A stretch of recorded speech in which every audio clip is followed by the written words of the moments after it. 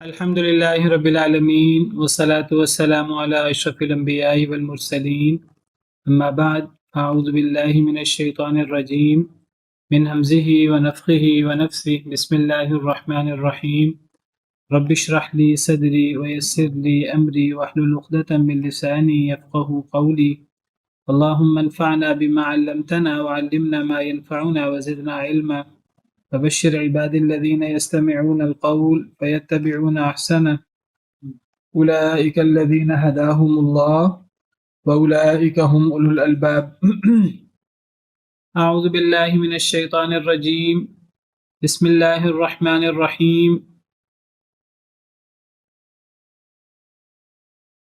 ولقد نعلم أنهم يقولون إنما يعلمه بشر لسان الذي يلحدون إليه أعجمي وهذا لسان عربي مبين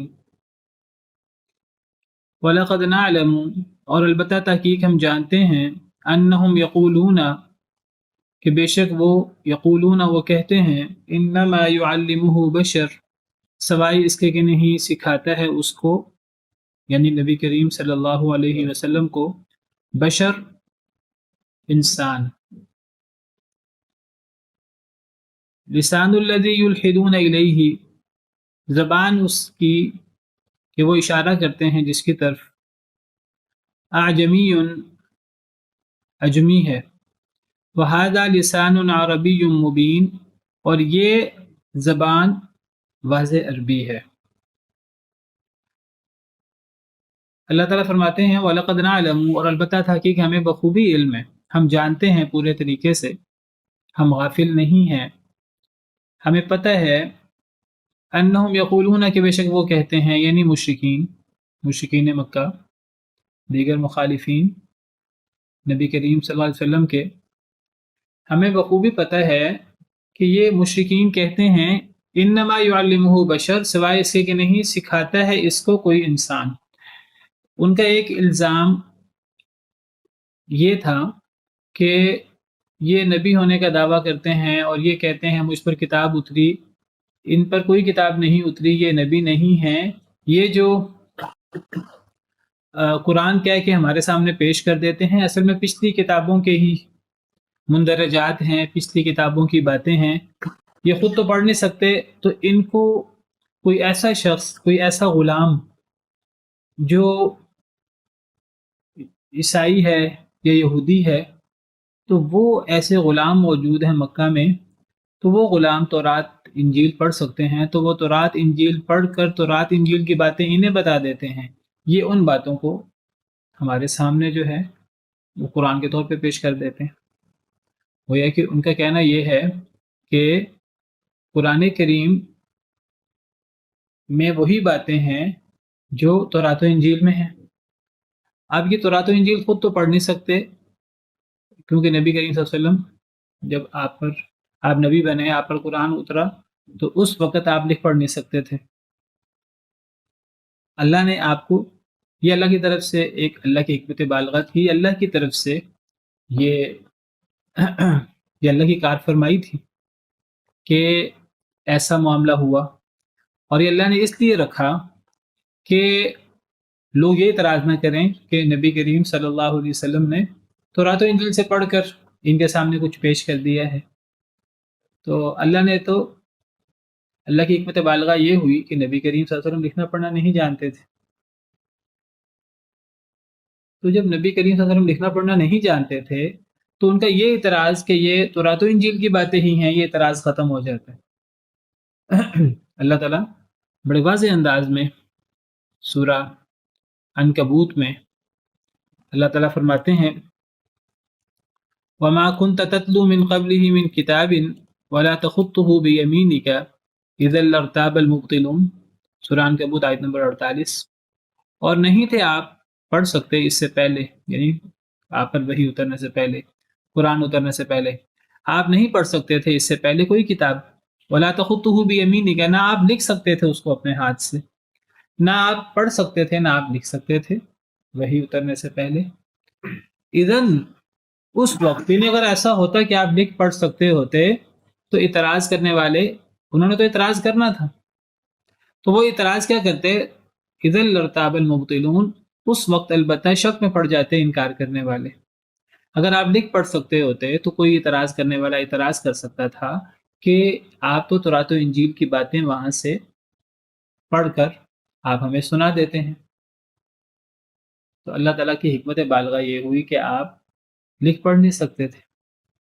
اللہ فرماتے ہیں یہ اعتراض ختم ہو گیا، بل ہوا آیات بینات، تو کفار کا یہ کہنا کہ یہ تورات و انجیل کی باتیں ہی ہیں جو بطور قرآن آپ کفار کو کیسے پتہ لگا؟ کفار تو خود بھی پڑھ نہیں سکتے تھے، مشرکین۔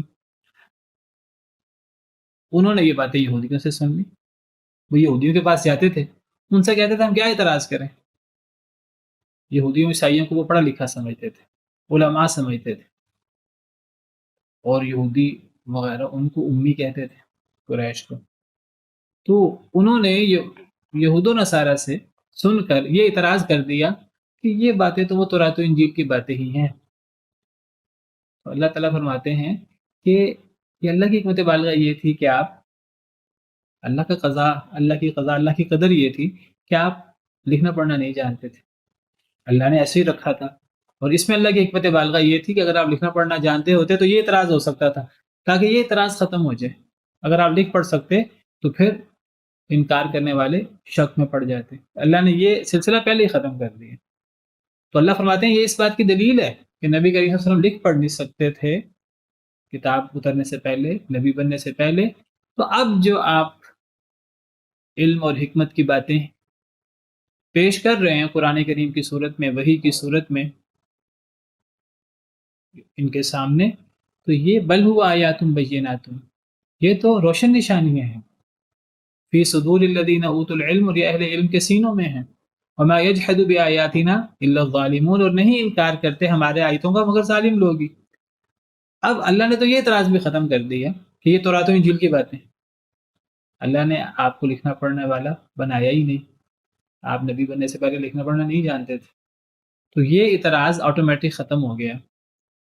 تو اب کوئی انکار کرے تو ظالم۔ اب انہوں نے اس کا پھر انہوں نے کہا نہیں، اصل میں آپ خود تو لکھ پڑھ نہیں سکتے، آپ وہ اصل میں بعض یہودی عیسائی غلام ہیں، ان کے ساتھ آپ نے تعلق رکھا ہوا ہے، تو آپ ان سے لکھ پڑھ کر، ان سے آپ سن کر آپ وہ باتیں جو ہیں وہ پیش کر دیتے ہیں۔ اللہ کہتے ہیں وہ اعتراض بھی باطل ہے، آپ خود تو پڑھ نہیں سکتے، خود لکھ پڑھ نہیں سکتے، اگر یہ کہیں کہ کوئی اور آپ کو جو ہے وہ لکھ پڑھ کے سنا دیتا ہے تو وہ کوئی اور جو ہے وہ جو یہودی ہے یا عیسائی ہے وہ خود تو عربی ہے ہی نہیں، وہ خود عرب نہیں ہے۔ وہ جو کوئی یہودی یا عیسائی غلام تھے جن پر وہ الزام لگاتے تھے کہ یہ نبی صلی اللہ علیہ وسلم کے ساتھ ان کا اٹھنا بیٹھنا ہے اور وہ ان کو تورات و انجیل کی باتیں بتاتے ہیں، تو وہ اجمی لوگ تھے، وہ خود عربی نہیں تھے۔ اللہ فرماتے ہیں اگر آپ ان سے سن کر ایز اٹ از پیش کر دیتے ہیں تو وہ لوگ تو عربی جانتے ہی نہیں صحیح طریقے سے۔ لسان الذی یلحدون الیہ اعجمی، زبان اس کی کہ وہ اشارہ کرتے ہیں جس کی طرف، جس پر الزام لگاتے ہیں جن یہودی یا عیسائی غلاموں پر کہ جی وہ لکھنا پڑھنا جانتے ہیں تورات و انجیل سے، وہ تورات و انجیل کی باتیں وہ آپ کو سنا دیتے ہیں، ان کی زبان تو اعجمی عجمی ہے۔ وَهَذَا لِسَانٌ عَرَبِيٌّ مُبِينٌ، اور یہ قرآن یہ تو زبان ہے عربی واضح میں، یہ تو واضح عربی زبان میں ہے۔ تو یہ کہنا کہ آپ کو یہودی یا عیسائی غلام سنا دیتا ہے، لکھوا دیتا ہے اور آپ وہ ایز اٹ از پیش کر دیتے ہیں، تو ان یہودی عیسائی غلام جن کی طرف وہ اشارہ کرتے تھے وہ تو اجمی تھے۔ اجمی، اجمی اصل میں عربی زبان میں اجمی کا لفظی مطلب ہوتا ہے گونگا۔ عربی واضح بولنے والا اور اجمی گونگا جو بول نہ سکے، تو لفظی مطلب تو اجمی کا گونگا، لیکن جس دور میں نبی کریم صلی اللہ علیہ وسلم کے دور میں عربیت کا اتنا بول بالا تھا، اور عربیت اور فصاحت و بلاغت کی اتنی اہمیت تھی کہ جو بندہ عربی نہ بول سکتا، چاہے وہ اپنی زبان کتنی ہی شستہ اور کتنی ہی اچھی بول سکے، فارسی زبان دیگر زبانیں، تو اس کو گونگا کہتے تھے، وہ اس کو اجمی کہتے تھے۔ تو اجمی کا لفظی مطلب گونگا ہوتا ہے، یا عرب لوگ اپنی زبان پہ فخر کرتے ہیں اور ایک حد تک وہ اس بات میں حق بجانب بھی تھے. واقعی عربی اس دور میں اس لیول کو پہنچ چکی تھی کہ عربی زبان کی فصاحت و بلاغت کا مقابلہ دنیا کی کوئی زبان نہیں کر سکتی تھی اس وقت. اسی لیے اللہ نے اس دور کو اور عربی زبان کو قرآن کے لیے چنا. اللہ کی حکمت بالغہ یہ ہوئی کہ اس دور میں اللہ نے عربی زبان کو اتنا عروج دے دیا تھا. تو وہ عرب لوگ اپنے علاوہ لوگوں کو اجمی، جس کا لفظی مطلب گونگا ہے، گونگا کہا کرتے تھے. اجمی سے مراد گونگا یا وہ جو عربی فصیح نہ بول سکے. تو اللہ فرماتے ہیں کہ جن یہودی عیسائی غلاموں کی طرف وہ اشارہ کرتے ہیں کہ وہ آپ کو لکھوا دیتے ہیں، ان کی اپنی زبان اجمی ہے اور یہ قرآن تو عربی زبان میں ہے. اور اگر وہ یہ کریں کہ نہیں، اصل میں نبی کریم صلی اللہ علیہ وسلم ان سے سن لیتے ہیں اور پھر اس کو نبی صلی اللہ علیہ وسلم عربی زبان میں ڈھال لیتے ہیں، تو یہ اعتراض اللہ نے اور جگہوں پر اس اعتراض کو بھی ختم کیا ہے. اس اعتراض کا اللہ نے کیا جواب دیا ہے؟ دیکھیے، ایک امکان یہ ہے، اصل میں وہ یہ کیوں کہتے تھے کہ قرآن میں تورات و انجیل جیسی باتیں ہیں؟ وہ اس لیے کہتے تھے واقعی قرآن میں تورات و انجیل سے ملتے جلتے موضوعات ہیں، اس لیے کہ تورات و انجیل اصلاً اللہ کی وحی ہے، اللہ کی کتابیں ہیں. تو تورات و انجیل کے مین موضوعات اور قرآن کریم کے موضوعات ایک جیسے ہیں: توحید، رسالت، آخرت، علم و حکمت کی باتیں. کیونکہ تورات بھی اللہ کی کتاب تھی، انجیل بھی اللہ کی کتاب تھی. یہ بات ٹھیک ہے، بدبختوں نے ان کتابوں میں تحریف کر دی، اللہ نے ان کی حفاظت کی ذمہ داری نہیں لی. لیکن تحریف کا مطلب یہ نہیں ہے کہ پوری کتاب ہی چینج کر کے پورے نئے الفاظ آ گئے. نہیں، بہت ساری جگہوں پر انہوں نے تحریف کر دی، بہت ساری جگہوں پر تحریف نہیں ہوئی. تو تورات و انجیل میں ابھی بھی ایسی باتیں موجود ہیں جو اللہ کی طرف سے ہیں، اور ایسی باتیں بھی ہیں جو محرف ہیں. اب چونکہ تورات و انجیل میں تحریف ہو چکی ہے اور یہ نہیں پتا، یہ طے نہیں ہو سکتا کہاں تحریف ہوئی ہے کہاں تحریف نہیں ہوئی. ہاں، ایک معلوم کرنے کا ذریعہ ہے، جو بات کتاب و سنت کے بالکل مطابق ہے تو وہ اللہ کی طرف سے ہوگی لا محالہ، اور جو بات کتاب و سنت کے خلاف ہے وہ واضح بات ہے کہ وہ تحریف شدہ ہوگی. تو اب تورات و انجیل پر اعتماد اس لیے نہیں ہو سکتا کہ اس میں تحریف ہو چکی ہے. کہاں ہوئی یا کہاں نہیں ہوئی یہ طے کرنا مشکل کام ہے. تو پوری تورات و انجیل ناقابل اعتماد ہے. تورات و انجیل پر اب تصدیق نہیں ہو سکتی، اس کو دلیل نہیں بنایا جا سکتا. اچھا، لیکن ایک بات دیکھیے آپ کہ اللہ تعالیٰ نے جب تورات و انجیل کی تصدیق کرنے سے منع کیا ہے تو تورات و انجیل کی تکذیب سے بھی منع کیا ہے. لا تصدقوہم ولا تکذبوہم. آپ نے فرمایا کہ یہ ان کی باتوں کو، یہ جو یہود و نصارہ کی باتیں ہیں، جو تورات و انجیل کی باتیں ہیں، ان کی باتوں کی تصدیق تو نہ کرو لیکن تکذیب بھی نہ کرو. تصدیق سے منع کر دیا وہ تو واضح ہے کیونکہ تورات و انجیل میں تحریف ہو چکی ہے، یہ نہیں پتہ کہاں تحریف ہوئی ہے کہاں تحریف نہیں ہوئی. تکذیب سے کیوں منع کیا؟ اس لیے کہ تورات و انجیل کے ایک ایک لفظ میں تحریف نہیں ہوئی، بعض جگہوں پہ تحریف ہوئی ہے. تو اگر تورات و انجیل کے کسی حصے کا انکار کیا جائے گا، ممکن ہے کہ وہ تحریف سے پاک ہو، وہ اللہ کا. تو دیکھیے اللہ کی وحی کی کتنی اہمیت ہے کہ اگر ہمیں ایک چیز کے بارے میں شک و شبہ ہے کہ یہاں تحریف ہوئی ہے کہ نہیں ہوئی، ہم اس کی علل اعلان تکذیب بھی نہیں کر سکتے. ہاں، اب وہ چیز قابل اعتماد نہیں رہی. تو قرآن کریم کے موضوعات تورات و انجیل سے ملتے جلتے ہیں، اس کی وجہ واضح ہے کہ وہ بھی اصلاً اللہ کی کتاب تھی، ان میں ابھی بھی اللہ کی باتیں موجود ہیں اگرچہ ان میں تحریف ہو چکی ہے. تو قرآن کے موضوعات ملتے ہیں. اللہ کو پہلے پتا تھا یہ اعتراض ہوگا، اللہ نے اس اعتراض کا پہلے حل کر دیا کہ نبی کریم صلی اللہ علیہ وسلم لکھنا پڑھنا نہیں جانتے تھے. اب یہ کہنا نبی صلی اللہ علیہ وسلم سے تورات و انجیل، آپ نے تورات و انجیل سے پڑھ کر وہ باتیں قرآن میں ذکر کر دی ہیں، آپ لکھنا پڑھنا نہیں جانتے تھے، اللہ نے یہ اعتراض کا دروازہ پہلے ہی بند کر دی. انہوں نے اللہ کو پتا تھا یہ اعتراض ہوگا، نبی صلی اللہ علیہ وسلم لکھنا پڑھنا نہیں جانتے تھے، یہ اعتراض اللہ نے ختم کر دیا. انہوں نے نیا اعتراض کر دیا کہ آپ یہودی یا بعض عیسائی غلاموں کے ساتھ اٹھ بیٹھ کر ان سے سن لیتے ہیں. تو اللہ فرماتے ہیں کہ وہ جن تم یہودیوں، عیسائیوں، غلاموں کا تم ذکر کرتے ہو کہ آپ ان کے ساتھ اٹھتے بیٹھتے ہیں اور ان کو تورات و انجیل کا پتہ ہے، وہ تورات و انجیل پڑھتے ہیں، آپ ان سے سن لیتے ہیں اور ان کی بات منوان آپ قریش کے سامنے پیش کر دیتے ہیں، لوگوں کے سامنے. اللہ فرماتے ہیں ان کی زبان اجمی، اور یہ قرآن تو واضح عربی زبان میں ہے.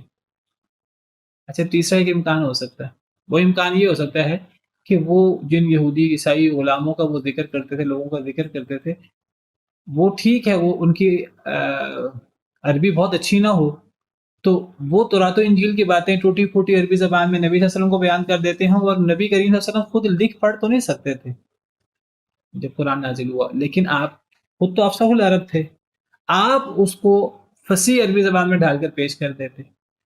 اللہ نے اس کا بھی قرآن میں کئی جگہ پر جواب دیا، یعنی نبی کریم صلی اللہ علیہ وسلم جو فصیح ترین عربی زبان بولتے تھے، اللہ فرماتے ہیں اگر فصیح ترین عربی زبان بولنے والا اس قرآن جیسا قرآن بنا سکتا ہے، تم بقول تمہارے محمد نے صلی اللہ علیہ وسلم نے اپنے پاس سے گھڑ لیا ہے، تو تم بھی تو فصیح عربی زبان بولتے ہو، تو محمد تو اکیلے ہیں، تم سب مل کر اس قرآن جیسا قرآن بنا لو۔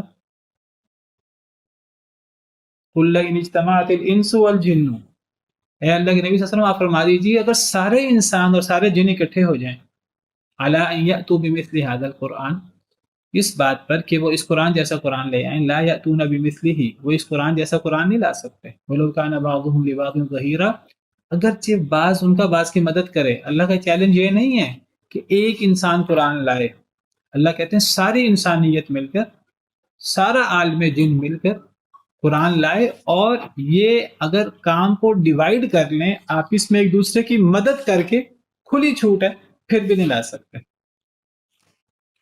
پھر اللہ نے فرمایا کہ یہ سب مل کر 10 صورتیں لے آئیں۔ اگر یہ کہتے ہیں نبی صلی اللہ علیہ وسلم نے اپنے پاس سے گھڑ لیا ہے، یہ قرآن جیسی 10 صورتیں، شروع میں تو قرآن کی صورتیں چھوٹی چھوٹی صورتیں اترتی تھیں، مکی صورتیں چھوٹی چھوٹی صورتیں، 30ویں پارے کی آپ صورتیں دیکھ لیں، 3 4 لائنوں کی صورتیں، 10 لائنوں کی صورتیں، یہ 10 صورتیں بنا کے لے آئیں۔ ام یقولون افطرا، کیا وہ کہتے ہیں کہ نبی صلی اللہ علیہ وسلم نے اس کو گھڑ لیا ہے اپنے پاس سے؟ قل فأتوا بعشر سور مثلہ مفتریات، کہہ دیجیے اگر یہ قرآن گھڑا جا سکتا ہے تو تم بھی گھڑی ہوئی 10 صورتیں بنا کے لے آؤ۔ پھر اللہ نے ایک صورت کا چیلنج کیا، ام یقولون افطرا، کیا وہ کہتے ہیں اس نے اس کو اپنے پاس سے گھڑ لیا ہے؟ قل فأتوا بسورۃ مثلہ، اس جیسی ایک صورت بنا کے لے آؤ، اور یہ ایک صورت بنانے کا چیلنج ایک شخص کو نہیں ہے۔ وَادْعُوا مَنِ اسْتَطَعْتُم مِّن دُونِ اللَّهِ إِن كُنتُمْ صَادِقِينَ، اللہ کے علاوہ جس کو تم نے بلانا ہے بلا لو، سب مل کر اللہ کے علاوہ سارے انسان، سارے جن اور دیگر اپنے معبودوں کو بھی اکٹھا کر لو، فرشتوں کو، دیگر جن کو تم نے بنایا، سب کو اکٹھا کر لو اللہ کے علاوہ، تم سب مل کر اس قرآن جیسی ایک صورت بنا کے لے آؤ۔ تو اللہ نے یہ اعتراض بھی ختم کر دیا۔ جی اللہ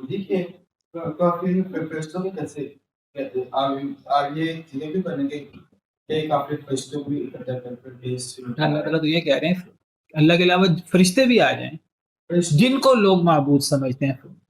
مشرکین تو فرشتوں کو بھی اللہ کی بیٹیاں اور مانتے تھے نا، بیٹا پھر بتاؤں گا انشاءاللہ، ٹھیک ہے؟ تو یعنی اللہ کے علاوہ سارے مخلوقات اکٹھی ہو جائیں جن کو تم اللہ کے علاوہ معبود سمجھتے ہو۔ وَادْعُوا شُهَدَاءَكُم مِّن دُونِ اللَّهِ، اپنے شہداء، اپنے گواہوں کو اللہ کے علاوہ بلا لو، یعنی معبودوں کو اللہ کے علاوہ جن کو تم نے معبود بنایا ہوا ہے، نبیوں کو، ولیوں کو، دیگر مخلوقات کو، جس کو تم نے بلانا بلا لو۔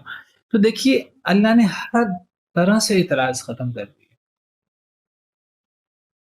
نہ تو نبی صلی اللہ علیہ وسلم خود تورات و انجیل کو پڑھ کر بنا سکتے ہیں، آپ لکھنا پڑھنا نہیں جانتے تھے، آپ یہودی عیسائی غلاموں سے سن کر بھی، ان کی اپنی زبان اجمی، تو اور یہ قرآن تو عربی زبان میں ہے، کوئی یہ کہے کہ نبی صلی اللہ علیہ وسلم نے ان سے سن کر اپنی فصیح عربی زبان میں پیش کر دیا ہو۔ اللہ کہتے ہیں اگر نبی صلی اللہ علیہ وسلم وہ بھی اس جیسا کلام نہیں بنا سکتے، اور اگر نبی بنا سکتے ہیں بقول تمہارے، اللہ اس کا ایک عقلی جواب دیتے ہیں۔ اللہ کہتے ہیں چلو تم بھی تو یہ زبان بولتے ہو نا، تم سب عرب لوگ مل کر، دنیا جہاں کے لوگ مل کر، جنوں کو ساتھ ملا لو، دیگر اپنے معبودوں کو اللہ کے علاوہ ساتھ ملا لو، سب مل کر اس قرآن جیسا قرآن لے آؤ، 10 صورتیں لے آؤ، یا ایک صورت لے آؤ، ایک صورت، چھوٹے سے چھوٹی صورت قرآن کریم کی، 1 لائن کی، 1.25 لائن کی، سورۃ الکوثر، انا اعطیناک الکوثر فصلی لربک وانحر ان شانیک هو الابتر، اس جیسی صورت تم سب بنا کے نہیں لا سکتے۔ تو پھر دعوت تو ختم ہو گیا۔ اور دیکھیے آپ قرآن کا اعجاز دیکھیے، قرآن کتنا بڑا معجزہ ہے. اللہ نے یہ چیلنج کیا آج سے 1500 سال پہلے، اور اللہ نے اسی وقت کہہ دیا چیلنج کر کے فَإِن لَمْ تَفْعَلُوا، اگر تم نے نہ کیا، وَلَن تَفْعَلُوا، لن مستقبل کے لیے آتا ہے، اور تم ہرگز نہیں کر سکو گے، تا قیامت تم نہیں کر سکو گے. فَأْتُوا فَإِن لَمْ تَفْعَلُوا وَلَن تَفْعَلُوا فَاتَّقُوا النَّارَ الَّتِي وَقُودُهَا النَّاسُ وَالْحِجَارَةُ، پھر آگ سے بچ جاؤ جس کا ایندھن لوگ و پتھر ہے. ہر قسم کا اعتراض اللہ نے ختم کر دیا. ابھی بھی کوئی نہ مانے تو پھر آگ ہی اس کا علاج ہے، جس آگ کا ایندھن لوگ اور پتھر. عدت للکافرین، جو انہیں قرآن کا، نبی صلی اللہ علیہ وسلم کا انکار کرنے والوں کے لیے تیار کی گئی ہے. تو اللہ نے ہر طرح سے اعتراض ختم کر دیا. ان الذين لا يؤمنون بآيات الله لا يهديهم الله ولهم عذاب علیم. یہ بات یاد رکھیے کہ جو بندہ بھی قرآن کریم کے بارے میں یہ دعویٰ کرے کہ یہ نبی صلی اللہ علیہ وسلم کا اپنے پاس سے گھڑا ہوا ہے، اس کا یہ جو جواب ہے نا اللہ تعالیٰ کا کہ تم اگر محمد صلی اللہ علیہ وسلم بنا سکتے ہیں تو تم بھی بنا سکتے ہو. تم اس قرآن جیسا قرآن بنا کے لے آؤ، سب مل کر یہ 10 صورتیں یا ایک صورت بنا کے لے آؤ. یہ ایک ایسا عقلی اور ایسا یعنی چپ کرا دینے والا جواب ہے، اس کا کوئی جواب نہیں دیا جا سکتا. یہ زبردست ترین عقلی دلیل ہے.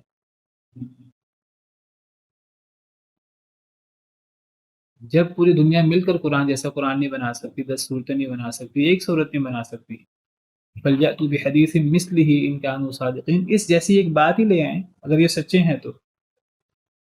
جب وہ نہیں لا سکتے، آٹومیٹک طے ہو گیا کہ یہ کلام اللہ ہے. اور یہ سب سے بڑی عقلی دلیل ہے قرآن کی حقانیت.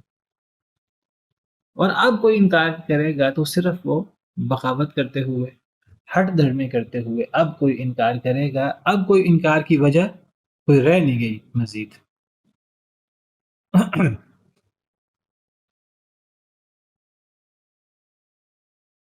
ان الذين لا يؤمنون بآيات الله لا يهديهم الله ولهم عذاب علیم. بے شک وہ لوگ جو نہیں ایمان لاتے اللہ کی آیات کے ساتھ، لا يهديهم اللہ، نہیں ہدایت دیتا انہیں اللہ تعالی، ولہم عذاب علیم، اور ان کے لیے دردناک عذاب ہے. تو یہاں اللہ تعالی یہی بات فرما رہے ہیں کہ اصل میں اللہ نے قرآن پر اعتراض کرنے کے سارے راستے مسدود کر دیے ہیں، ختم کر دیے ہیں. اب بھی اگر کوئی قرآن پر ایمان نہ لائے تو اس کے کوئی عقلی نقلی کوئی جواز نہیں ہے. اصل میں وجہ کیا ہے؟ اصل میں اللہ نے پھر ایسے لوگوں سے ہدایت کا رستہ چھین لیا ہوا ہے. اللہ نے ایسے لوگوں کو ہدایت ہی نہیں دی. بے شک وہ لوگ جو ایمان نہیں لاتے اللہ کی آیتوں کے ساتھ، سارے دلائل ختم ہونے کے بعد بھی اگر کوئی قرآن پر ایمان نہ لائے، سارے اعتراضات ختم ہونے کے بعد بھی، پھر اللہ فرماتے ہیں کہ جو لوگ اللہ کی آیتوں پر ایمان نہیں لاتے، پھر لا یہدیہم اللہ، پھر ایسے لوگوں کو اللہ ہدایت بھی نہیں دیتا. اصل میں اللہ نے ہی پھر ایسے لوگوں کو گمراہ کیا ہوا، اللہ نے پھر ایسے لوگوں کی مت ماری ہوئی ہے. یہ ایمان لانا ہی نہیں چاہتے. جب یہ ایمان لانا ہی نہیں چاہتے تو پھر اللہ نے کیا کیا؟ تو پھر اللہ تعالیٰ نے ان کے دل پر مہر لگا دی. اصل میں اللہ نے ہی انہیں گمراہ کر دیا ہے. وَلَهُمْ عَذَابٌ عَلِيمٌ، اور ان کے لیے دردناک عذاب ہے. اصل میں اللہ نے پھر انہیں حق قبول کرنے کی سعادت ہی نہیں بخشی. انما یفتری الکذب الذین لا یؤمنون بآیات اللہ، سوائے اس کے کہ نہیں گھڑتے ہیں جھوٹ وہ لوگ لا یؤمنون بآیات اللہ، جو نہیں ایمان لاتے اللہ کی آیات کے ساتھ.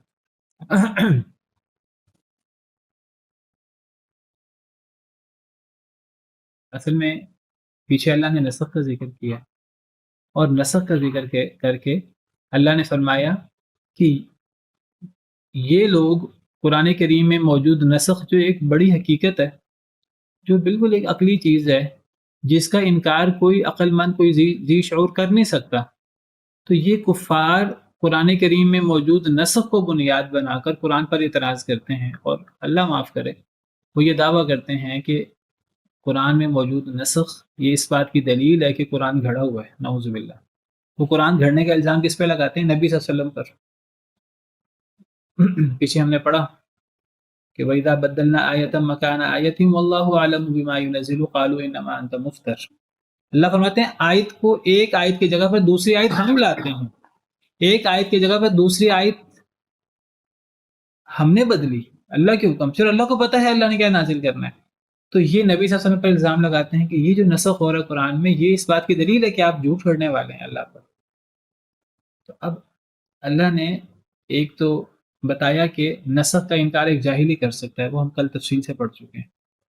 نسخ کا انکار ایک جاہل اور ایک بے وقوف شخص ہی کر سکتا ہے۔ سیقول السفہاء من الناس، عقل مند شخص کر ہی نہیں سکتا، جاننے والا عالم کر ہی نہیں سکتا۔ اور پھر اللہ تعالیٰ نے قرآن کریم پر اعتراضات کے دیگر جو جوابات ہیں اللہ نے وہ بھی دے دیے کہ آپ تورات و انجیل سے پڑھ رہے ہیں یا آپ نے کسی یہودی عیسائی غلام سے سن لیا ہے، اللہ نے اس کا جواب بھی دے دیا۔ آپ نے اپنے پاس سے گھڑ لیا، اللہ نے اس کا بھی جواب دے دیا۔ اللہ فرماتے ہیں اب ان تمام جو اللہ نے اعتراضات ختم کر دیے، سارے جواب اللہ نے دے دیے، ابھی بھی کوئی ایمان نہیں لائے گا، اللہ نے اسے گمراہ کیا ہوا ہے۔ اللہ فرماتے ہیں اس کے باوجود یہ نسخ وغیرہ اور دیگر چیزوں کو بنیاد بنا کر نبی صلی اللہ علیہ وسلم پر جھوٹ گھڑنے کا الزام لگانا، افتراء کا الزام لگانا، اللہ فرماتے ہیں انما یفتری الکذب الذین لا یؤمنون بآیات اللہ۔ نبی کریم صلی اللہ علیہ وسلم جیسا شخص، ایک نبی کبھی اللہ پہ جھوٹ نہیں گھڑ سکتا۔ جھوٹ گھڑنا نبیوں کا کام ہے ہی نہیں، جھوٹ گھڑنا سچے لوگوں کا، اللہ والوں کا کام ہے ہی نہیں، جھوٹ گھڑنا تو بے ایمانوں کا کام ہے۔ محمد صلی اللہ علیہ وسلم جیسے لوگ جھوٹ گھڑ ہی نہیں سکتا، تم ان پر الزام لگاتے ہو جھوٹ گھڑنے کا۔ جھوٹ تو وہ لوگ گھڑتے ہیں جو اللہ پر ایمان نہیں لائے، تمہارے جیسے لوگ جھوٹ گھڑ سکتے ہیں، نبی صلی اللہ علیہ وسلم جیسا شخص جھوٹ نہیں گھڑ سکتا۔ اللہ فرماتے ہیں تم اصل میں نبی صلی اللہ علیہ وسلم پر جھوٹ گھڑنے کا جو الزام لگاتے ہو، انما انت مفتر، یہ تم اس لیے لگاتے ہو تم ان کو اپنے جیسا سمجھتے ہو۔ تمہارے جیسا شخص تو جو ایمان نہیں لاتا وہ تو جھوٹ گھڑ سکتا ہے، نبی صلی اللہ علیہ وسلم جیسا اللہ سے ڈرنے والا وہ کیسے جھوٹ گھڑ سکتا ہے؟ وہ جھوٹ گھڑنے کا سوچ بھی کیسے سکتا ہے؟ وہ تو سوچ بھی نہیں سکتا جھوٹ گھڑنے کا۔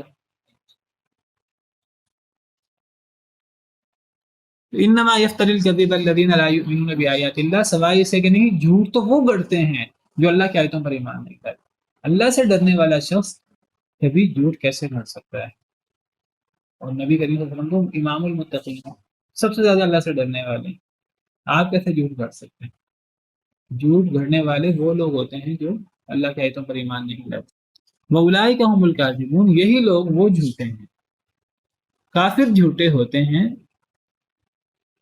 مسلمان بھی جھوٹ بولتا ہے، اور محمد صلی اللہ علیہ وسلم جیسا شخص کیسے جھوٹ بول سکتا ہے اور اللہ پہ کیسے جھوٹ گھڑ سکتا ہے؟ من کفر باللہ من بعد ایمانہ الا من اکرہ وقلبہ مطمئن بالایمان ولكن من شرح بالکفر صدرا فعلیہم غضب من اللہ۔ من کفر، جو شخص کفر کرے اللہ کے ساتھ، من بعد ایمانہ، اپنے ایمان کے بعد، ایمان لانے کے بعد وہ کفر کرے اللہ کے ساتھ، الا من اکرہ، سوائے اس شخص کے جسے مجبور کر دیا جائے، وقلبہ مطمئن بالایمان، حالانکہ اس کا دل مطمئن ہے ایمان پر، ولیکن، اور لیکن، من شرح بالکفر، جو شرح صدر کے ساتھ کفر کرے، من کفر، من شرح بالکفر صدرا، جو کھولے کفر کے ساتھ اپنا سینہ، یعنی جو شرح صدر کے ساتھ کفر کرے، فعلیہم غضب من اللہ، پس ان لوگوں پر اللہ کا غضب ہے، وَلَهُمْ عَذَابٌ عَظِيمٌ، اور ان کے لیے بہت بڑا عذاب ہے۔ اللہ تعالیٰ اس آیت کریمہ میں کفر کرنے کی مذمت بیان کر رہے ہیں۔ جو بندہ کفر کرے، ایک بندہ شروع سے ہی کفر کرتا ہے، یا ایک بندہ ایمان لانے کے بعد کفر کرتا ہے، مرتد ہو جاتا ہے، اللہ اس کی مذمت کر رہے ہیں، آیت کے شروع میں بھی اور آیت کے آخر میں بھی۔ لیکن درمیان میں اللہ تعالیٰ نے ایک استثناء کر دیا ہے کہ اگر کسی شخص سے مجبوری میں جان کا خوف ہو تو وہ جان بچانے کے لیے مجبوراً زبان سے کفریہ کلمات ادا کر دے، اس کا دل ایمان پر مطمئن، یہ شخص مستثنا ہے. جو بندہ بھی کفر کرے ایمان کے بعد، اگر ایک بندہ دل کے ساتھ کفر کرتا ہے، زبان پر بھی اسے کفر ہے، ایمان لانے کے بعد وہ کفر کرے، مرتد ہو جائے، زبان پہ بھی کفر ہے، دل میں بھی کفر ہے، یہ شخص درمیان میں اللہ تعالیٰ نے استثناء کر دیا، سوائے اس شخص کے کہ جو مجبور کر دیا جائے، یعنی جس کو مجبور کر دیا جائے کہ وہ زبان سے کلمہ کفر نکالے. وقلبہ مطمئن بالایمان، حالانکہ اس کا دل ایمان پر مطمئن ہے، یہ شخص مستثنا ہے. یہ جو آگے حکم آ رہا ہے وہ اس شخص کے لیے نہیں ہے. وہ شخص جسے مجبور کر دیا جائے، مجبور کر کے تشدد کر کے اس کے منہ سے کفری الفاظ زبردستی نکلوائے جائیں اور اس کا دل ایمان پر مطمئن ہو، یہ شخص مستثنا ہے. آگے جو اللہ تعالیٰ عذاب بیان کر رہے ہیں اور اللہ تعالیٰ مذمت کر رہے ہیں، وہ اس شخص کی مذمت نہیں ہے جو مجبور ہے. ہاں ایک بندہ اگر مجبور نہیں ہے، دل سے بھی وہ کافر ہے، زبان سے بھی وہ کفر کرتا ہے ایمان لانے کے بعد یا پہلے ہی، تو اللہ اس کی بات کر رہے ہیں. درمیان میں اللہ نے استثناء کر دیا مجبور شخص کو، اس کی وضاحت میں بعد میں کرتا ہوں مجبور شخص کی، سوائے اس شخص کے جو مجبور کر دیا جائے اور اس کا دل ایمان پر مطمئن، اس کو ایک دفعہ یہ مستثنا ہے. ولیکن، اور لیکن، من شرح بالکفر، جو کھولے کفر کے ساتھ صدرن سینہ، جو شرع صدر کے ساتھ کفر کرے، چاہے وہ شروع سے ہی کافر ہے شرع صدر کے ساتھ، دل میں بھی کفر ہے، زبان پہ بھی کفر ہے، یا وہ ایمان لانے کے بعد کفر کرتا ہے، دل میں بھی کفر ہے اور زبان پہ بھی کفر ہے، مجبور نہیں ہے، فعلیہم غضب من اللہ، تو ان لوگوں پر اللہ کا غضب ہے، دنیا میں بھی آخرت میں بھی، وَلَهُمْ عَذَابٌ عَظِيمٌ، اور ان کے لیے بہت بڑا عذاب ہے. تو ایمان لانے کے بعد اگر کوئی شخص کفر کرے شرع صدر کے ساتھ، تو ایسے شخص پر اللہ کا غضب ہے اور ایسے شخص پر بہت بڑا عذاب ہے. لیکن یہ حکم اس شخص کے لیے ہے جو شرع صدر کے ساتھ کفر کرے، دل میں بھی کفر ہو، زبان پر بھی کفر ہو، تو ایسے شخص پر اللہ کا بہت بڑا غضب ہے اور بہت بڑا عذاب ہے. اس سے وہ شخص مستثنا ہے کہ جسے تشدد کر کے، جبر کر کے، جان کا اسے خوف دلا کر اس کے منہ سے مجبوراً کفریہ کلمات نکلوائے جائیں، اس کے دل میں کفر نہیں ہے، اس کا دل ایمان سے بھرا ہوا ہے، ایسا شخص مستثنا ہے. اس کا حکم یہ نہیں ہے جو آگے بیان ہو.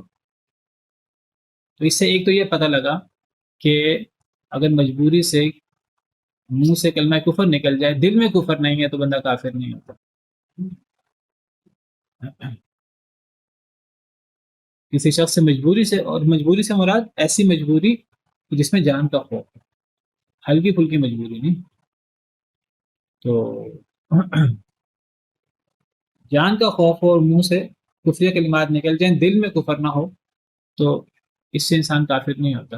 اصل میں کئی صحابہ کرام مکی دور میں ان پہ کافر لوگ ظلم کرتے تھے، تشدد کرتے تھے، اور ظلم تشدد کر کے وہ ان سے کہتے تھے کہ تم منہ سے کفریہ کلمات نکالو، اسلام کو برا بلا کو، محمد صلی اللہ علیہ وسلم کو برا بلا کو وہ کہنا نہیں چاہتے تھے، لیکن بعض دفعہ وہ اتنا تشدد کرتے تھے کہ ان کے منہ سے بعض دفعہ بے ساختہ ایسے الفاظ نکل جاتے، جبر کی وجہ سے اور تشدد کی وجہ سے.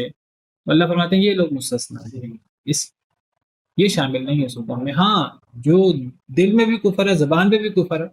جی اور جیسا کہ کافی دنیا میں کرنے کے ان کو کرنا نہیں تھا، تو پھر اکام پھر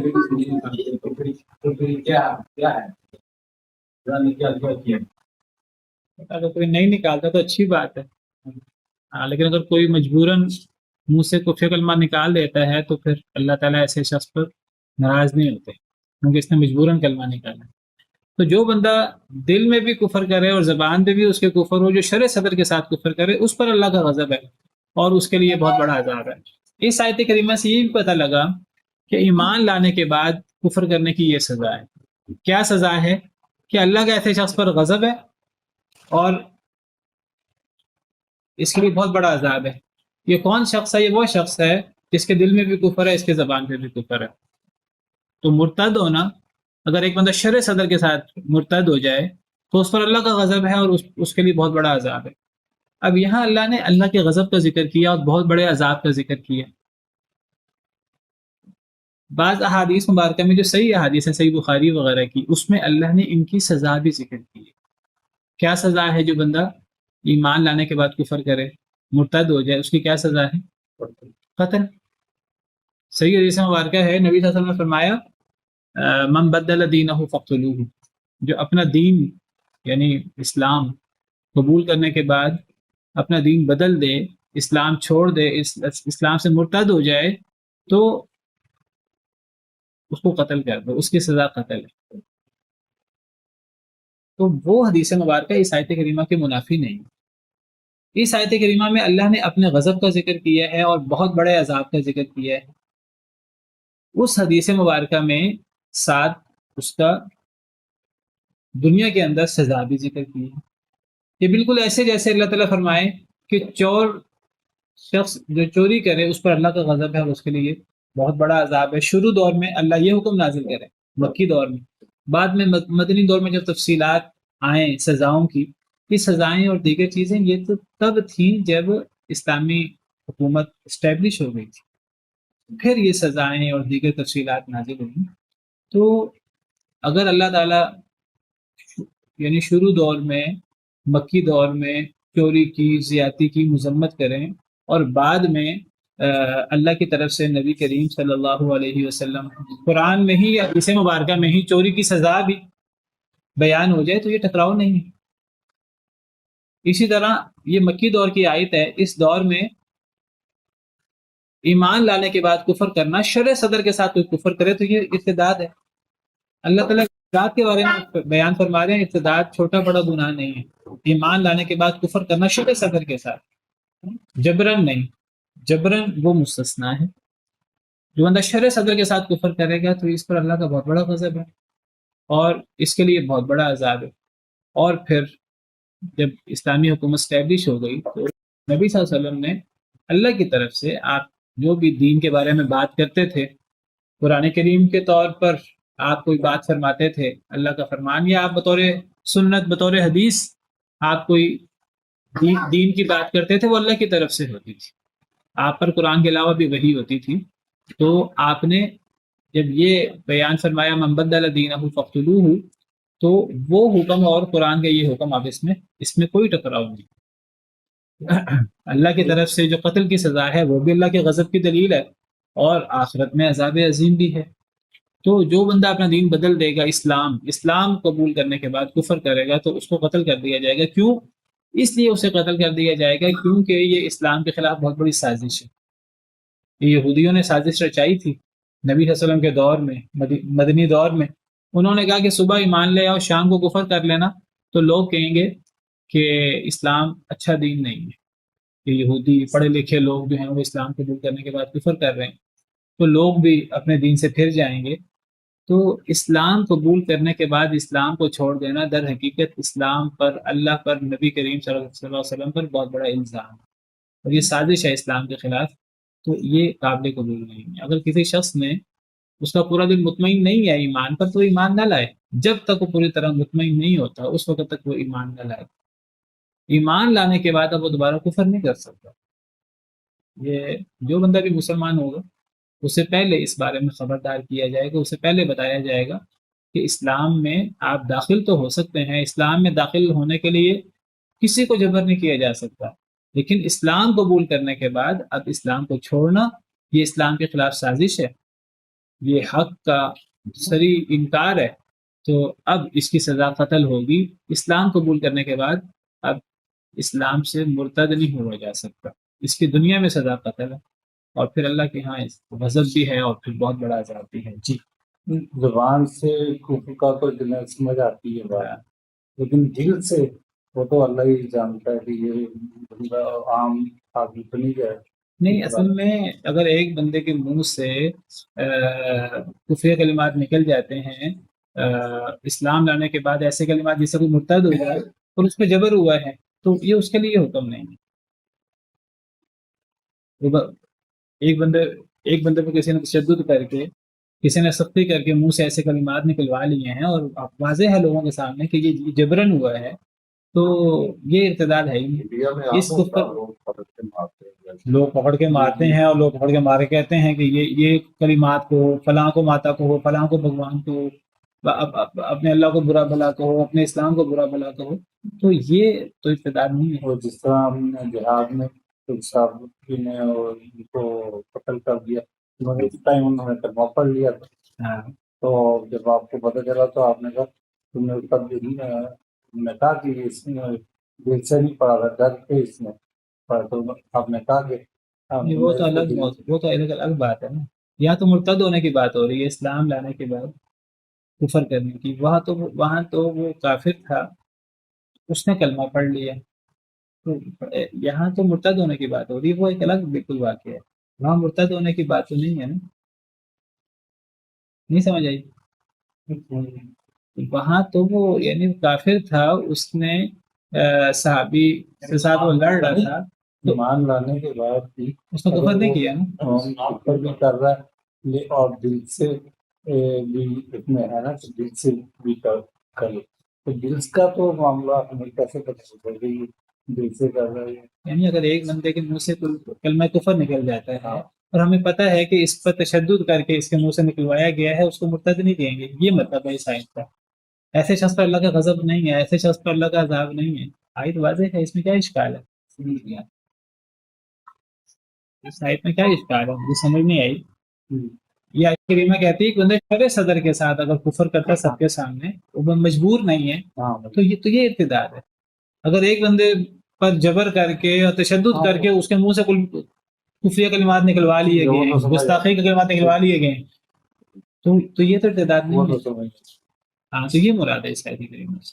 تو میں نے آپ کو بتایا کہ حضرت عمار بن یاسر دیگر صحابہ کرام جو غلام تھے، تو ان سے وہ کفار اس طرح کرتے تھے جس طرح بڑی اچھی مثال دی انہوں نے کہ انڈیا میں ایسے ہوتا ہے اور بالکل ایسے ہوتا ہے۔ اور تو جان چھڑوانے کے لیے ابھی یا تو بے شک دل سے کیا ہے، لیکن جان چھوڑنے کے لیے شروع کرنا تب بھی اور کوئی حرج نہیں ہے۔ دل سے کیسے کرے گا وہ؟ اکثر یہ جو کشمیر میں ویڈیوز آتی ہیں بڑی، وہ وہاں پر مار رہے ہیں ان کو برا بھلا تو چلے، وہ دل سے کیسے کر رہے ہیں؟ اوپر سے ہی کرے گا۔ جب ایک بندے کو آپ تشدد کر رہے ہیں، مار رہے ہیں، اور اگلے بندے کو ہمیں سامنے جان خطرے میں ہے۔ ہاں، تو اب آپ کیسے کہہ رہے ہیں کہ وہ اب زبان سے کلمہ پڑھ رہا ہے تو دل سے بھی زبان سے اگر وہ کفریہ کلمہ نکال رہا ہے جان چھڑانے کے لیے، ہم کیسے کہہ سکتے ہیں کہ وہ دل سے جو کفر کر رہا ہے؟ شرع صدر بالکل واضح لفظ ہے، الا من شرح ولکن من شرح بالکفر صدرا، جو شرع صدر کے ساتھ کفر کرے گا یہ اس کی سزا ہے۔ کھلا کھلا بالکل، وہ دل سے بھی اقرار کر رہا ہے کہ میں آپ کو دل سے جبر بھی نہیں، یہی مراد جبر ہے۔ نہیں ہے۔ جی جی، ہاں، بڑی واضح آیت ہے۔ ذالک بانہ مستحب الحیات الدنیا علی الاخرہ۔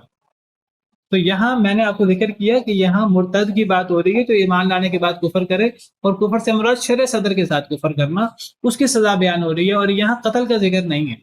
مرتد کی سزا قتل کا، یہ مکی دور کی آیت ہے، یہاں اللہ کے غضب کا اور عذاب عظیم کی بات ہے، تو وہ جو قتل کی سزا ہے یہ آیت کریمہ اس سے کوئی ٹکراؤ نہیں رکھتی۔ یہ شروع دور کا حکم ہے، وہ بعد میں جب اسلامی حکومت اسٹیبلش ہوگی وہ تب کا حکم ہے۔ وہ بھی آئے تھے، وہ حدیث مبارک ہے، صحیح بخاری کی حدیث ہے، من بدل دینہ فاقتلوہ، جو اپنا دین بدل دے، جو اسلام قبول کر کے اسلام کو چھوڑ دے شرع صدر کے ساتھ، تو اس کو جو ہے وہ قتل کر دیا جائے گا۔ حکومت، اسلامی حکومت قتل کرے گی، کوئی شخص اٹھ کر یہ کام نہیں کرے گا، وہ حکومت کی ذمہ داری۔ اولئک الذین طبع اللہ علی قلوبہم، یہی وہ لوگ، نہیں سوری پچھلی آیت، ذالک بانہ مستحب الحیات الدنیا علی الاخرہ، یہ اس لیے ہے کہ بے شک انہوں نے ترجیح دی دنیاوی زندگی کو آخرت پر۔ وَأَنَّ اللَّهَ لَا يَهْدِي الْقَوْمَ الْكَافِرِينَ، اور بے شک اللہ تعالیٰ نہیں ہدایت دیتا کافر قوم کو۔ اللہ فرماتے ہیں کہ یہ جو ایمان لانے کے بعد کفر کرتا ہے شرع صدر کے ساتھ، جو کفر کرتا ہے اس کی سزا یہ ہے کہ اس پر اللہ کا غضب ہے۔ اللہ کا غضب چھوٹی چیز نہیں، بہت بڑی چیز ہے۔ اگر رب کائنات ہی غضبناک ہو گئے تو پھر کیا بچتا؟ کچھ بھی نہیں بچتا، اور اس کی تو سزا بھی ہے قتل، اور پھر آخرت میں عذاب عظیم بھی ہے، یہ تو دنیا کی سزا ہے۔ تو اللہ فرماتے ہیں اتنی کڑی سزا کیوں ہے ایمان لانے کے بعد کفر کرنے پر؟ کہ اس لیے ہے کہ یہ جو لوگ کفر کرتے ہیں ایمان لانے کے بعد، وہ اصل میں دنیا کو ترجیح دیتے ہیں، مالی مفادات کو ترجیح دیتے ہیں علی الآخرہ، آخرت پر، آخرت کو بھول گئے ہیں وہ، ہمیشہ ہمیش کی زندگی کو۔ وَأَنَّ اللَّهَ لَا يَهْدِي الْقَوْمَ الْكَافِرِينَ، اور بے شک اللہ تعالیٰ نہیں ہدایت دیتے کافر قوم کو۔ أُولَٰئِكَ الَّذِينَ طَبَعَ اللَّهُ عَلَىٰ قُلُوبِهِمْ وَسَمْعِهِمْ وَأَبْصَارِهِمْ، یہی وہ لوگ ہیں کہ مہر لگا دی اللہ نے ان کے دلوں پر اور ان کے کانوں پر، وَأَبْصَارِهِمْ، اور ان کی آنکھوں پر۔ اصل میں اب اللہ نے مہر لگا دی ہے۔ وَأُولَٰئِكَ هُمُ الْغَافِلُونَ، اور یہی لوگ غافل ہیں۔ اب اللہ نے مہر لگا دی ہے، اب انہیں ہدایت کیسے ملے؟ اب یہی سوال پیدا ہوتا ہے اگر اللہ نے مہر لگا دی ہے پھر ان کا جرم کیا ہے؟ اصل میں اللہ نے ایسے مہر نہیں لگائی کہ وہ ایمان لانا چاہتے تھے، کفر کرنا نہیں چاہتے تھے اور اللہ نے انہیں اسلام سے نکال دیا، ایسے نہیں ہوا۔ ان کی اصل میں اپنی انٹینشن اور ان کے اپنے کرتوتوں کی وجہ سے اور ان کی اپنے غلط نیت، غلط ارادے کی وجہ سے اللہ نے دیکھا کہ وہ کفر کی طرف جا رہے ہیں، اللہ نے جو ہے وہ ان کو نولی ما تولی، وہ جہاں جانا چاہتا ہے ہم اس کو وہیں لے جاتے ہیں۔ اللہ نے دیکھا کہ یہ لوگ ایمان قبول کرنے کے بعد اب یہ کفر کر رہے ہیں اور دنیاوی مفادات کے لیے، تو اللہ نے ہی مہر لگا دی ان کے دلوں پر بھی اور کانوں پر بھی اور آنکھوں پر بھی، اور یہ لوگ غافل ہیں۔ یعنی جو اللہ نے ایسے لوگوں پر غضب اپنا اور آخرت میں سزا رکھی ہے، تو یہ لوگ پھر بھی اگر دنیاوی مفادات کے تحت کفر کرتے ہیں اور کفار کی حمایت کی وجہ سے بچ جاتے ہیں دنیا کی سزا سے، اسلامی حکومت کی سزا سے بھی بچ جاتے ہیں، کفار کی پناہ لے لیتے ہیں، تو یہ لوگ غافل ہیں۔ اصل میں جو اخروی سزا ہے اس سے غافل ہیں، اس کو انہوں نے اگنور کر دیا۔ وہ بڑی سخت سزا ہے، دنیا میں بھی اللہ کو سزا دے سکتے ہیں، دنیا میں بھی پکڑ کر سکتے ہیں، آخرت میں بھی پکڑ کر سکتے ہیں۔ لا جرم انہم فی الآخرۃ هم الخاسرون، بلا شک و شبہ، کوئی شک نہیں، بے شک وہ آخرت میں وہی خسارے میں ہوں گے۔ انہوں نے آخرت سے غفلت کر کے، چشم پوشی کر کے انہوں نے بہت بڑی غلطی کی ہے، کوئی شک نہیں ہے اس میں کہ یہ لوگ آخرت میں بہت زیادہ نقصان اٹھائیں گے۔ ثم ان ربک للذین ہاجروا، پھر بے شک آپ کا رب للذین ہاجروا، ان لوگوں کے لیے جنہوں نے ہجرت کی، من بعد ما فتنوا، اس کے بعد کہ وہ فتنے میں مبتلا کیے گئے، ثم جاہدوا، پھر انہوں نے جہاد کیا، وصبروا، اور صبر کیا، ان ربک من بعدها لغفور الرحیم، بے شک آپ کا رب اس کے بعد البتہ بہت بخشنے والے، بہت رحم کرنے والے ہیں۔ اللہ تعالیٰ فرماتے ہیں کہ اگر تو کوئی علی الاعلان شرع صدر کے ساتھ کفر کر رہا ہے، اس کی تو سزا اللہ کا غضب ہے اور دردناک اور بہت بڑا عذاب ہے آخرت میں، اور دنیا کی سزا بھی وہ حدیث میں ہے کہ ایسے لوگوں کو قتل کر دیا جائے گا۔ اور یہ ان کی اتنی کڑی سزا کیوں ہے؟ اللہ نے بتایا کہ انہوں نے دنیا کو ترجیح دی ہے آخرت پر، اور یہ کافر لوگ ہیں، ایسے لوگوں کو اللہ ہدایت نہیں دیتے۔ اللہ فرماتے ہیں اللہ نے ایسے لوگوں کے دلوں پر مہر لگا دی، کانوں پر بھی، آنکھوں پر بھی، اور یہ غافل ہیں، اور اللہ فرماتے ہیں کہ کوئی شک و شبہ نہیں، یہی لوگ خسارے میں۔ اچھا، اب وہ لوگ کہ جنہوں نے جبراً منہ سے کلمہ کفر نکالا تھا، اللہ فرماتے ہیں ان کا حکم یہ نہیں، اگر انہوں نے کسی کے جبر، کسی کے تشدد، کسی کے تھریٹ کی وجہ سے اگر انہوں نے زبان سے کلمہ کفر نکال دی، دل ان کا ایمان پر مطمئن تھا، اب اگلی زندگی ان کی وہ ہمارے سامنے کھلی کتاب کی طرح اس سے واضح ہوگا۔ ثم ان ربک، پھر بے شک آپ کا رب ان لوگوں کے لیے جنہوں نے ہجرت کی، من بعد ما فتنوا، اس کے بعد کہ ان کی آزمائش کی گئی، یعنی مکی دور میں وہ مسلمان کمزور جگہ پہ تھے، غلام تھے، یا جو غلام نہیں بھی تھے وہ مسلمان بھی، کفار تشدد کرتے تھے، ظلم کرتے تھے، منہ سے غلط الفاظ نکلوا لیتے تشدد کر کر کے۔ اللہ فرماتے ہیں کہ لیکن اس کے بعد آپ کا رب ان لوگوں کے لیے جنہوں نے ہجرت کی فتنے کے بعد، یہ جو فتنہ مکی دور میں ہوتا تھا، تشدد ہوتا تھا، اس کے بعد جنہوں نے ہجرت کی، پھر انہوں نے جہاد کیا اور پھر صبر کیا، پھر بے شک آپ کا رب اس کے بعد البتہ انہیں معاف کر دے گا۔ اگر کسی کے منہ سے کافروں کے فتنے اور کافروں کے تشدد کی وجہ سے مکی دور میں کلمہ کفر نکلا، دل اس کا ایمان پر مطمئن تھا، اس کا ثبوت کیا ہوگا؟ اس کا عملی ثبوت بھی ہوگا بعد میں ان کی ہجرت، بعد میں ان کا جہاد، بعد میں ان کا صبر، بعد میں ان کا ایمان، اور بعد میں ان کی نیکی۔ اللہ ان سب چیزوں کو دیکھ کر اللہ وہ جو مکی دور میں اگر ظلم و تشدد کے نتیجے میں منہ سے کوئی ایسا کلمہ نکل گیا، بعض دفعہ صحابہ کرام کے منہ سے بے ساختہ نہ چاہتے ہوئے بھی، اور بعض دفعہ اتنا تشدد ہوتا تھا کہ ان کو منہ سے ایسے کلمات نکالنے پڑتے تھے جیسے انڈیا وغیرہ میں اور بعض جگہ پر ایسے ہوتا ہے، تو اللہ فرماتے ہیں اللہ ایسے لوگوں کے لیے اللہ بہت بخشنے والے، بہت رحم کرنے والے ہیں، لیکن اس کا ثبوت ان کی آئندہ کی زندگی ہوگی۔ یہ کہیں گے کہ ہمارا دل ایمان پر مطمئنہ، منہ سے تشدد کی وجہ سے، ظلم کی وجہ سے غلط کلمہ نکلا تھا، اللہ فرماتے ہیں بعد کے اعمال اس سے پتہ لگے گا ان کے بارے میں۔ اگر وہ بعد کے اعمال سے بھی پتہ لگا کہ وہ ڈاما ڈولی ہیں، بعد میں بھی وہ غلط سلط بولتے رہے، بعد میں بھی کفریہ کلمات کہتے رہے اپنی عام زندگی میں، پھر کوئی مغفرت نہیں ہے ایسے لوگوں کے لیے، پھر کوئی اللہ کی رحمت نہیں ہے۔ اللہ کی مغفرت اور رحمت کن لوگوں کے لیے ہے؟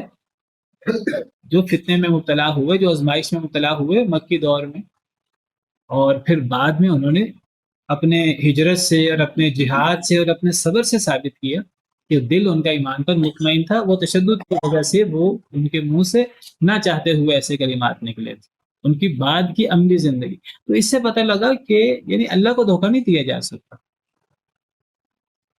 تو یہ جو اللہ فرماتے ہیں کہ یہ مجبور لوگ مستثنا ہیں، تو مجبور لوگوں کی بعد کی زندگی وہ کھلی کتاب کی طرح ہوگی اور اس سے بات واضح ہو جائے گی۔ اگر ایک بندہ بعد میں بھی ڈاما ڈولی ہے تو ایسے شخص کے لیے کوئی معافی نہیں ہے، وہ پھر فعلیہم غضب من اللہ اور ولہم عذاب عظیم، وہ یہ حکم ان لوگوں کے لیے بھی ہے۔ سبحان ربک رب العزت عما یصفون وسلام علی المرسلین والحمد للہ رب العالمین۔